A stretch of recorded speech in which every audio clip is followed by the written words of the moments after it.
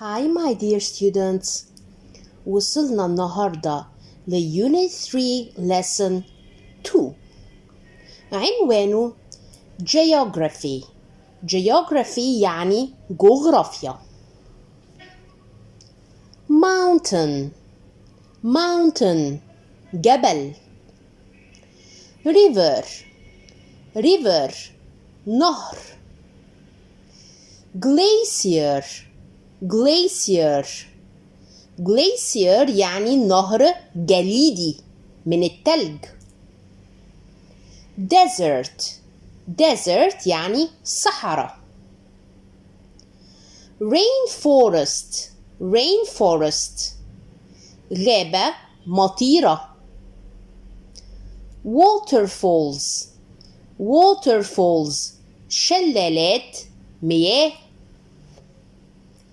fossils fossils حفريات. sand dunes sand dunes كثبان رملية. the four directions الاتجاهات الأربعة يعني فوق وتحت وشرق وغرب. north شمال فوق. south جنوب تحت. east شرق. west غرب. يبقى north south east west. هنشوف دلوقتي كلمات والديفينيشنز بتاعتها. canal is a waterway made by humans يعني مجرى مائي مصنوع من الإنسان هو اللي صنعه مش ربنا اللي خلقه. canal. flow the way water moves طريقة تحرك المية. the water flows. fertile يعني good land to grow plants and crops يعني أرض جيدة إن أنا أزرع فيها. أرض كويسة صالحة للزراعة. fertile. river bank the land along the side of a river يعني الأرض اللي بتمتد على جانبين النهر ضفة النهر. wind erosion when the wind changes or destroys something عندما تغير الرياح أو تدمر شيئا ما. wind erosion. look and read. Egypt is a very beautiful country. مصر بلد جميلة جدا. The Nile runs through the country until it reaches the Mediterranean Sea in the north. يعني النيل بيمر عبر البلد لحد ما بيوصل للبحر الأبيض المتوسط في الشمال. Mediterranean Sea يعني البحر الأبيض المتوسط. Mediterranean Sea. In the north يعني الشمال. Cairo is the capital of Egypt. القاهرة عاصمة مصر. The capital العاصمة.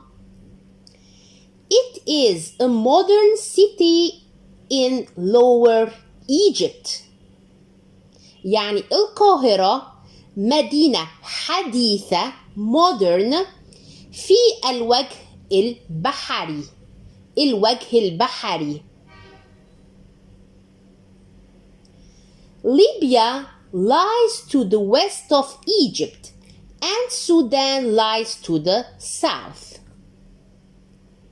يعني ليبيا تقع في غرب مصر، غرب الناحية الغربية west، وتقع السودان في الجنوب south الجنوب. The Red Sea lies on the Egypt's east coast. يعني البحر الأحمر يقع على الساحل الشرقي لمصر. East coast. East يعني شرق. Coast يعني ساحل.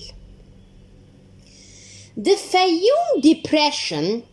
Fayoum Depression ده مكان اسمه منخفض الفيوم. Fayoum Depression. The Fayoum Depression is a very special place as it's an oasis with the biggest waterfalls in Egypt. يعني منخفض الفيوم مكان مميز جدا very special.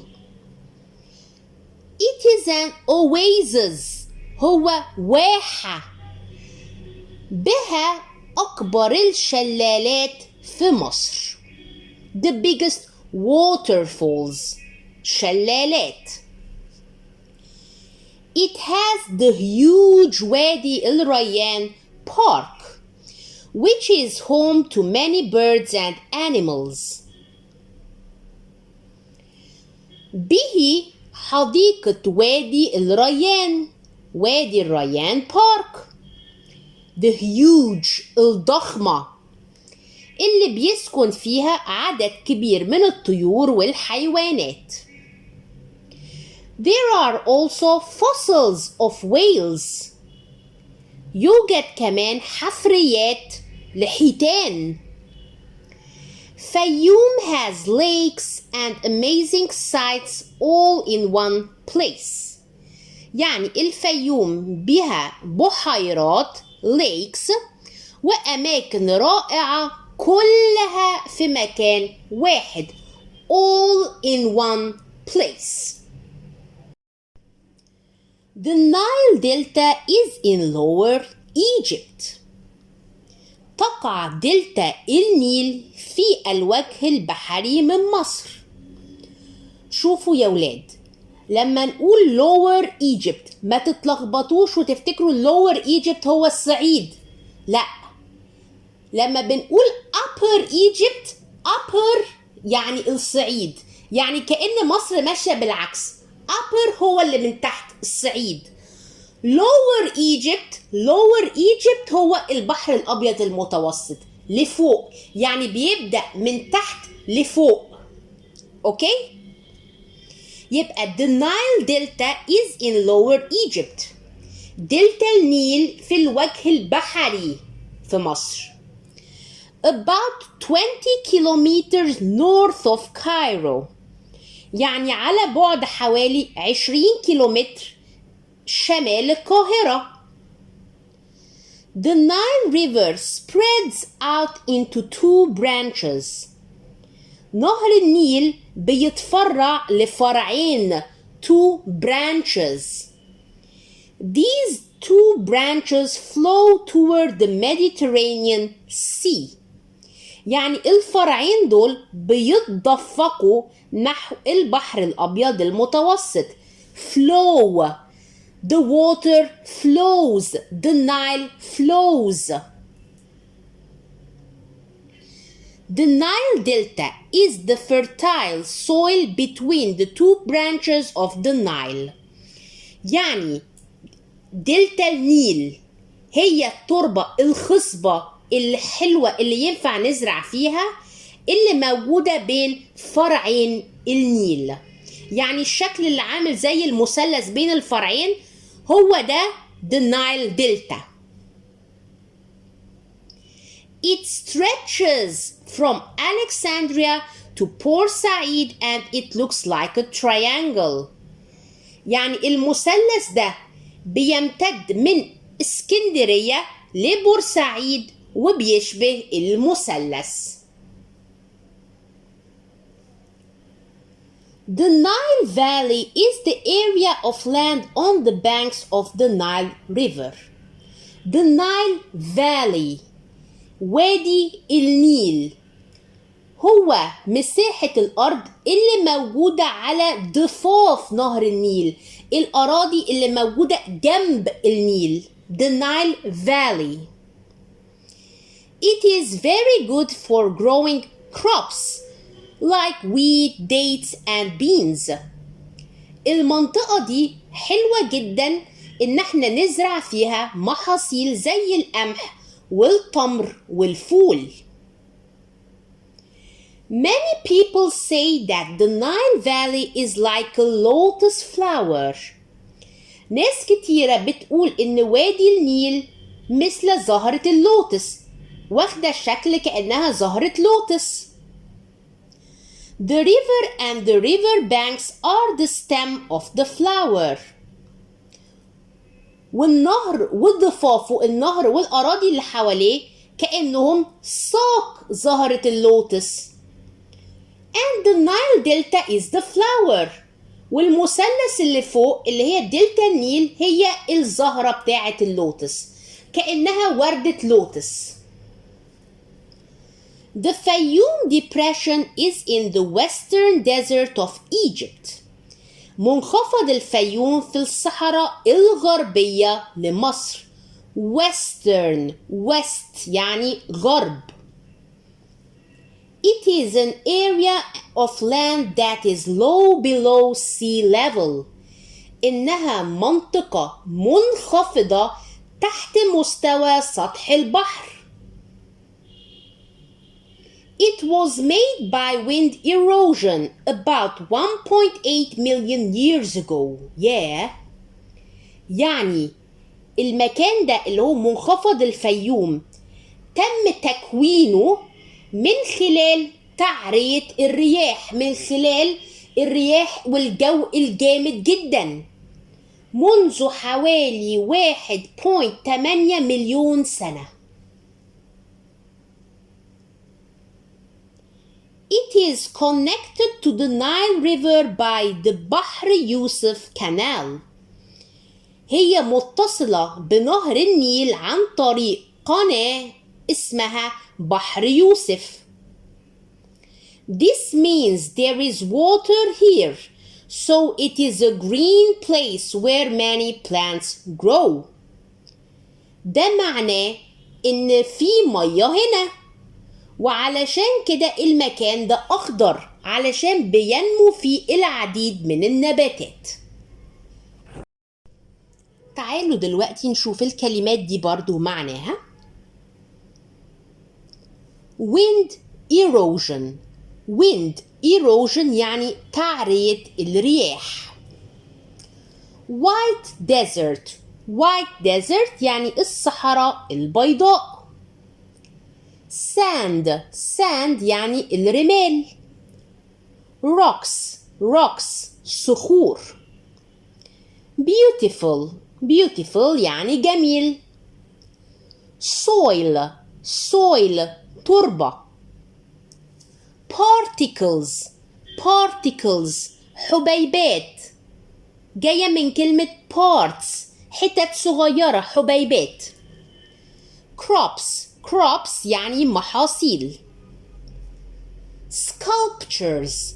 Sculptures يعني تماثيل أو منحوتات، أشكال. Wind. Wind يعني رياح. Damage. Damage يعني تدمير أو تلف، حاجة باظت. Damage.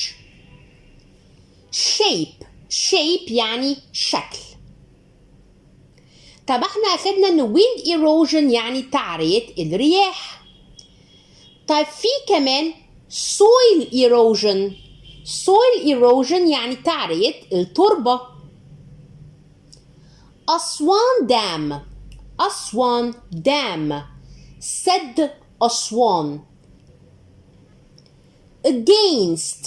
against يعني ضد.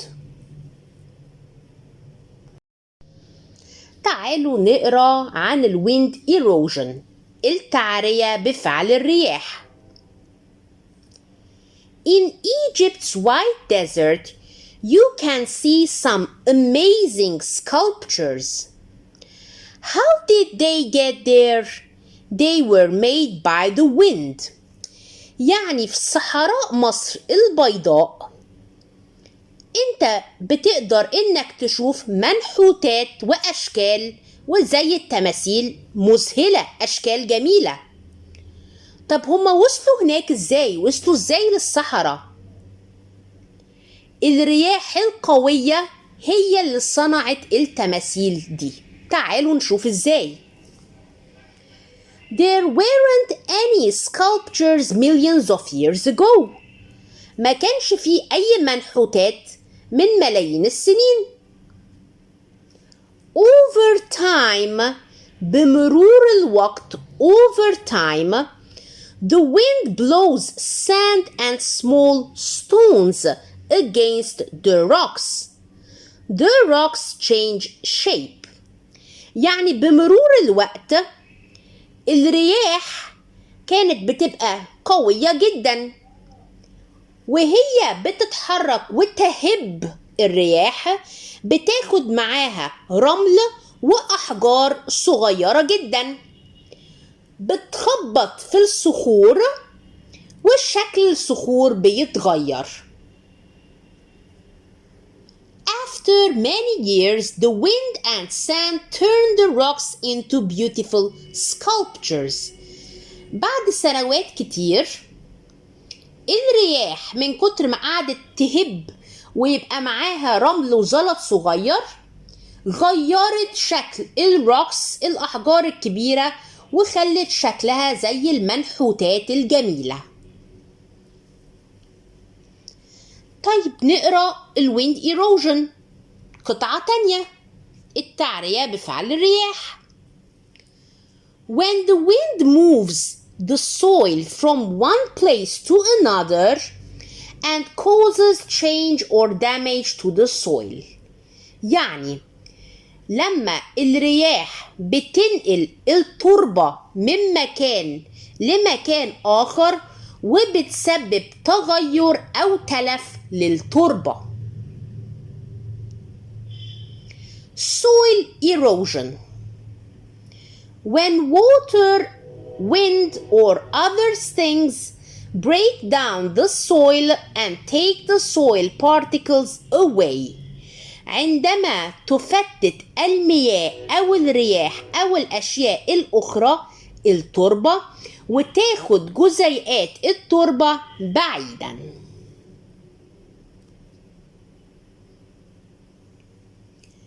The Aswan Dam. سد أسوان. The Aswan Dam was built to control the Nile flooding every year. يعني سد أسوان اتبنى علشان يتحكم في فيضان النيل كل عام. Nile flooding فيضان النيل. Flood يعني فيضان. The flood can damage the people, land and crops. الفيضان ده حاجة خطيرة جدا، ده ممكن انه يدمر الناس والارض والمحاصيل. ودلوقتي وصلنا لان احنا نحل the general exercises على lesson 2. Number 1. Read and complete the text with words from the box. عندنا كلمة sculptures يعني منحوتات زي التماثيل، millions ملايين، sand رمال، white أبيض، blows يعني يهب. In Egypt's desert. احنا أخدنا الصحراء بتاعت مصر اسمها ايه؟ الصحراء البيضاء. In Egypt's white desert. You can see some amazing sculptures. بتقدر انك تشوف منحوتات جميلة. They were made by the wind. There weren't any sculptures of years ago. Millions of years ago. من ملايين السنين ما كانش فيه المنحوتات دي. Over time the wind نقط sand and small stones against the rocks. Over time the wind blows the sand and small stones against the rocks. The rocks change shape. Exercise number 2. Read and match. Number 1. The Fayoum Depression, منخفض الفيوم.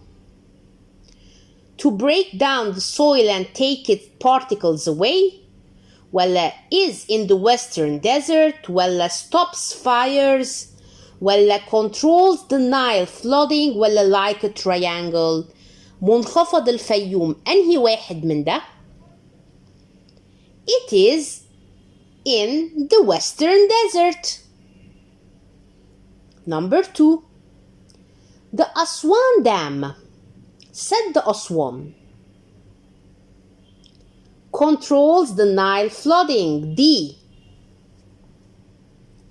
The Nile Delta looks, دلتا النيل اللي هي شبه المثلث, looks like a triangle, شبه المثلث.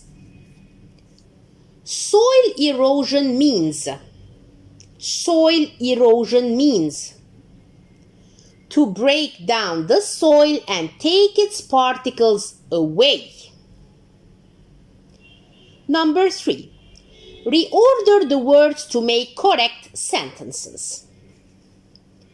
1. The white. There are sculptures desert amazing in. بنبدأ there are وحنقول there are amazing sculptures in the white desert. Number 2. A beautiful Egypt is very country. Egypt is a very beautiful country. Number 3. Changes the wind rocks the shape of the.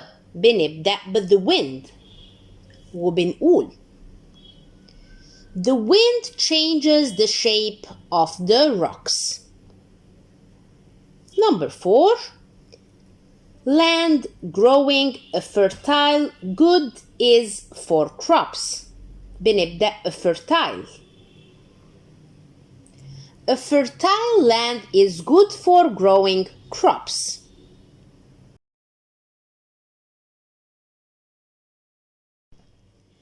Exercise number 4. Read and choose. Number 1. The نقط and sand turn rocks into sculptures. Water ولا wind ولا sun ولا rain. الرمال وإيه هي اللي بتحول شكل الصخور اللي عندنا لشكل منحوتات جميلة. Wind. The wind and sand, الرياح والرمال. Number 2. We can grow plants and crops when the land is. بنقدر ان احنا نزرع نباتات ومحاصيل لما الارض بتكون poor ولا hot ولا tired ولا fertile. Fertile, خصبة. Number 3. The Nile River spreads out into 2 نقط in Egypt. يعني نهر النيل بينقسم إلى 2 إيه؟ ponds ولا seas ولا branches ولا lakes. into 2 branches, فرعين. Number 4. The wind erosion نقط the soil. تعرية الرياح بتعمل ايه في التربة؟ helps ولا destroys ولا grows ولا connects. بتساعد ولا بتدمر ولا بتكبر ولا بتتصل. destroys بتدمر التربة. Number 5. The Red Sea lies on Egypt's east bank ولا rainforest ولا desert ولا coast. The Red Sea البحر الأحمر بيقع على الساحل يعني coast east coast. نيجي الإكسرسايز 5 اللي هو punctuate. There are amazing sculptures in Egypt's white desert. أول غلطة طبعا شايفينها إن هو بدأ بالsmall letter so بسرعة نحول T لcapital.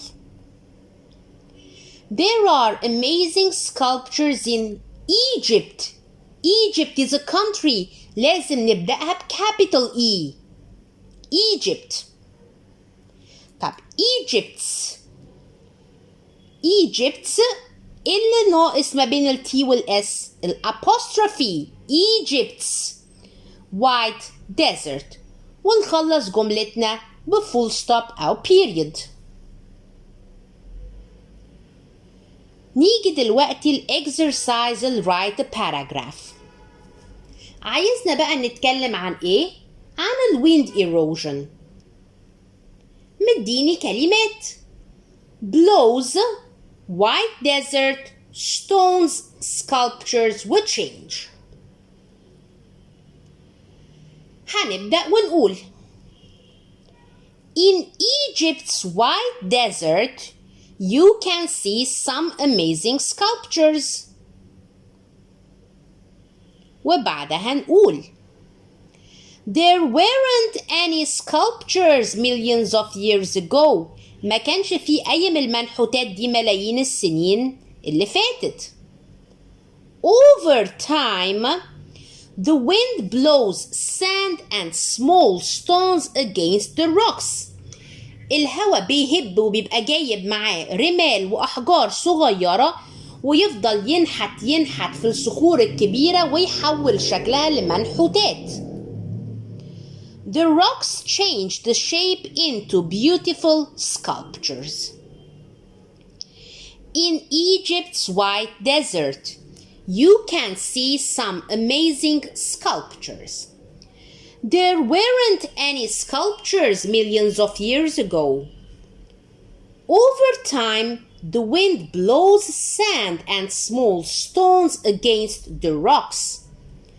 The rocks change the shape into beautiful sculptures.